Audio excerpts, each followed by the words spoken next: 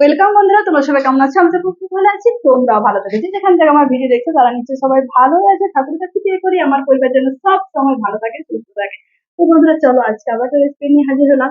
তো চলো, আমি যা কিছু রান্না করি না কেন আমার পরিবারের সাথে শেয়ার করতে খুব ভালো লাগে। তো চলো, বেশি দেরি করবো না, প্রচন্ড গরম। তো রেসিপিটা যেদিন বাড়িতে কিছু থাকবে না সেই দিনকার রেসিপিটা সবার বাড়িতে ওটা অ্যাভেলেবেল থাকে, নিরামিষ কিন্তু থাকে, আর সবাই তো করে খাও, সেই রেসিপি তোমার সাথে শেয়ার করবো। তো চলো, বেশি দেরি করবো না, কারণ প্রচন্ড গরম পড়ছে। আর কাদের মানে কিরকম গরম পড়ছে অবশ্যই তুমি আমাকে কমেন্ট করে জানিও। তো চলো, বেশি বক বক করবো না, গরমের মধ্যে রান্না। তো বন্ধুরা, আজ তোমার সাথে শেয়ার করবো একটা হায়দ্রাবাদি পাপড়ের একটা রেসিপি শেয়ার করব। এটা হায়দ্রাবাদে খুব ভালো, আমিও গেছিলাম, আমিও খেয়েছি, খেতে কিন্তু দুর্দান্ত লেগেছে।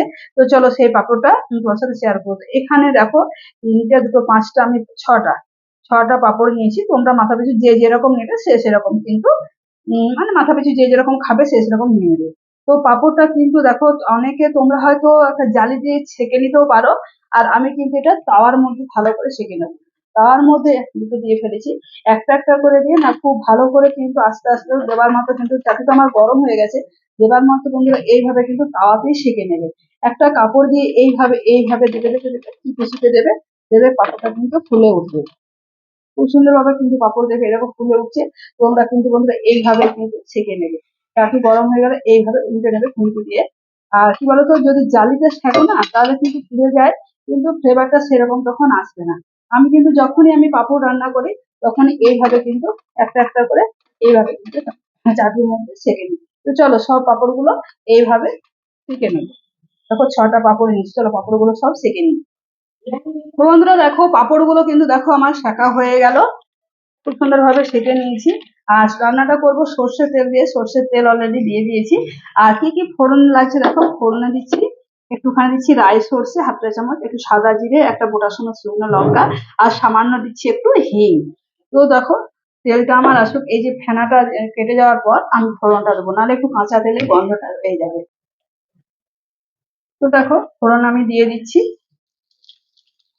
এই ফোড়নটা থেকে যখন সুন্দর একটা মিষ্টি গন্ধ আমার বেরিয়ে আসবে, তখন আমি এর মধ্যে দিয়ে দেবো একটু সামান্য গ্রেট করে রাখা আদা। তো এটা আমি নিরামিষ বানাচ্ছি না, আমিষই বানাচ্ছি। তোমরা চাইলে নিরামিষও বানাতে পারো। তো সরষেটা দেখছো কুচকুচ করে যখন ফুটে আসছে, তখন যেন এটা আমার হয়ে এসছে, তখন এর মধ্যে গ্রেট করা আদাটা দিয়ে দিই। আদাটা দিয়ে সামান্য একটুখানি নেড়ে এর মধ্যে দিয়ে দেবো গ্রেট করে রাখা রসুন। এখানে 5 থেকে 6 কোয়ার মতো রসুন আমি তো ছোট করে নিয়েছি। তাহলে আদা রসুন এইভাবে একটুখানি নাড়িয়ে নেবে 4 থেকে 5 সেকেন্ড। তো 4 থেকে 5 সেকেন্ডের মতো ভালো করে নাড়িয়ে চাড়িয়ে নিলাম। এরপর এখানে দিচ্ছি একটা মিডিয়াম সাইজের পেঁয়াজ, কুচনো পেঁয়াজ। পেঁয়াজটা খুব ঝিরিঝিরি ভাবে একটু ভালো করে নাড়িয়ে চাড়িয়ে একটুখানি ভালো ভালো করে ভেজে নেবো। খুব ধীরে করে কিন্তু পেঁয়াজটা কাটবে। আস্তে এখানে একদম লো ফ্লেমে করে দিলাম। তো চলো, এরপর এটা ভাজা হতে হতে চলো একটা মশলা বানিয়ে নেবো। তো এখানে 2 চামচ নিয়েছি, বড় চামচে 2 চামচ টক দই নিয়ে নিয়েছি। তো এটার মধ্যে কি কি মশলা রাখা অ্যাড করছি, এখানে ছোট চামচের হাফ চা চামচ নিয়েছি জিরে, আর 1 চা চামচ বড় চামচে নিয়েছি ধনে পাউডার। এটা নিয়েছি ঝাল লঙ্কার গুঁড়ো, ব্যালেন্সের জন্য দিয়েছি একটুখানি চিনি, যেহেতু আমি দই ব্যবহার করেছি। এখানে দিলাম স্বাদ মতো নুন। আর আমার স্টোর করে রাখা এটা হচ্ছে একটু ভাজা মশলা, 1 চা চামচ। এই মশলাটা ভর্তি ভর্তি করে কিন্তু বন্ধুরা দেবো। হ্যাঁ, ভর্তি ভর্তি 1 চা চামচ এটা দিয়ে দিচ্ছি।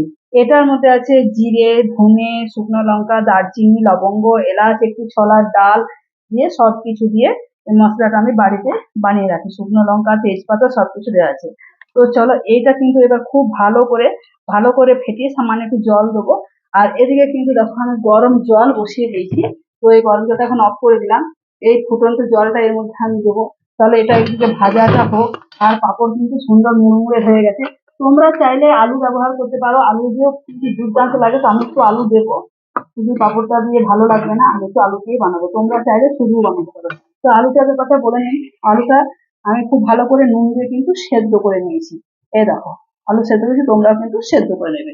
তো চলো, এটা ভাজা হতে হতে মশলাটা দেখে 10 মিনিট ভিজিয়ে নিই। মশলাটা দেখো চামচ দিয়ে এভাবে নাড়িয়ে দিলাম। আর হলুদটা তোমার সাথে শেয়ার করা হয়নি, হলুদটা এর মধ্যে দিয়ে দিলাম।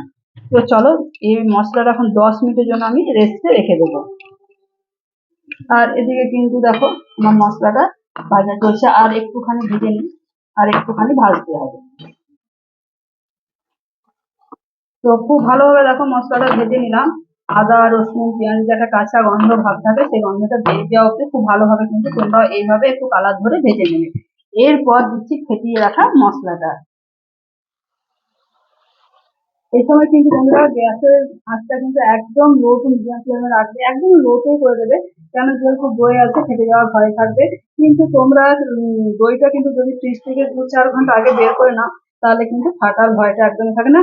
আর দই যখন ফেটাবে তখন সামান্য একটু নুন দিয়ে ফেটিয়ে নেবে। আমি কিন্তু আগে একটু নুন দিয়ে দিয়েছিলাম, একটু নুন, একটু হাফ চামচ ময়দা না হাফ চামচ দুধ দিয়ে ফেটিয়ে নিলে কিন্তু দই কাটে না। তো চলো এরপর খুব ভালোভাবে কিন্তু নাড়িয়ে ছাড়িয়ে কষে নেবো যতক্ষণ না আমার সুন্দরভাবে তেলটা রিলিজ করছে। আর চলো একটু বাটি ধোয়ার জল এর মধ্যে দিয়ে দিচ্ছি, একদম গরম জল। জলটা দিয়ে খুব ভালো করে একটু ভালো করে কষে নেবো যতক্ষণ না সুন্দরভাবে আমার তেলটা রিলিজ করছি। তো বন্ধুরা ভিডিওটা কে কোথা থেকে দেখছো তোমরা অবশ্যই আমাকে কমেন্ট করে জানিয়ে। যদি ইউটিউব থেকে দেখছো তাহলে আমার চ্যানেলটাকে সাবস্ক্রাইব করে পাশে থাকার বন্ধু পরিজনের কাছে শেয়ার করে পাশে থাকার অনুরোধ রইল। আর যারা ফেসবুক থেকে দেখছো তারাও বন্ধু পরিজনের কাছে শেয়ার করে চ্যানেলটাকে ফলো করে আমার পাশে থাকে। তো দেখো বন্ধুরা তেল সুন্দরভাবে রিলিজ করতে শুরু করে দিয়েছে। এরপর আমি এখানে দিয়ে দিচ্ছি আলুটা, যাতে আলু সমস্ত ফ্লেভার এই মশলার মধ্যে ঢুকে যায়, তাই একটুখানি আগে দিয়ে দিলাম। তো চলো আলুটা দিয়ে আবারও খুব ভালো করে কিন্তু নাড়িয়ে চাড়িয়ে কষে নেবো। হ্যাঁ, খুব আমি মিনিট 5-এর মতো ভালো করে কষতে হবে, যাতে সমস্ত মশলার ফ্লেভার আলুর মধ্যে ঢুকে যায়।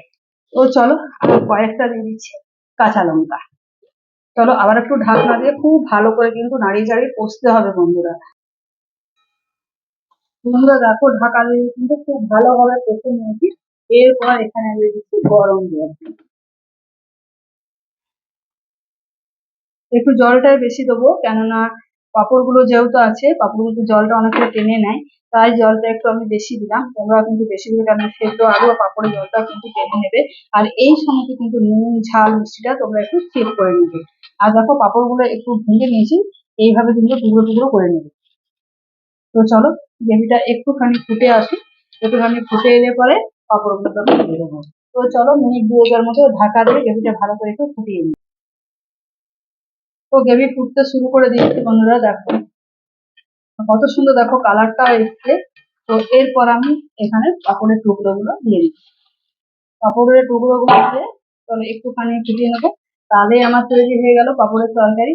তো রেসিপিটা কেমন লাগলো বন্ধুরা অবশ্যই তোমাদেরকে বারবার বলছি আমাকে জানাবে।